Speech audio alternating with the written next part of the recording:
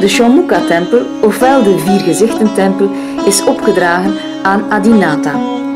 Deze tempel werd gebouwd in de 15e eeuw. Hij heeft 29 zalen met een oppervlakte van 3600 vierkante meter.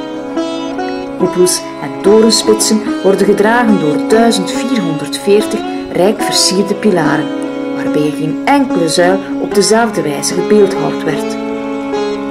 Langs een trap bereikt men de ingang van de hoofdtempel. In de eerste zaal gekomen worden we direct overweldigd door de grootte en door de complexiteit van het geheel.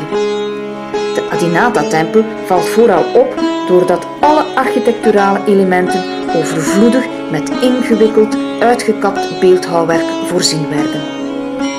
Dikwijls lijkt het meer op kantwerk dan op stenen beeldhouwwerk.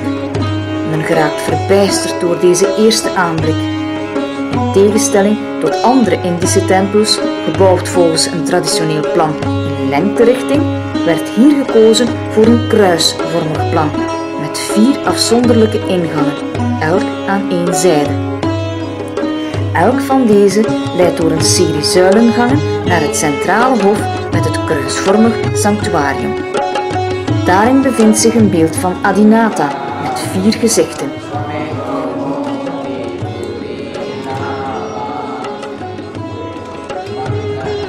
De tempel wordt aan alle 4 zijden omringd door een rij kapellen en overkoepeld door 20 koepels en 5 torenspitsen. In het tempelvoorhof staat een boom die 400 jaar oud zou zijn, dus geplant werd ten tijde van de tempelbouw.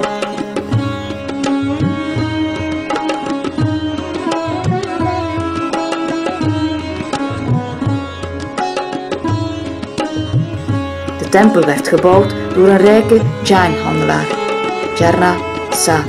De constructie van het hoofdschrijn alleen al duurde meer dan 50 jaar.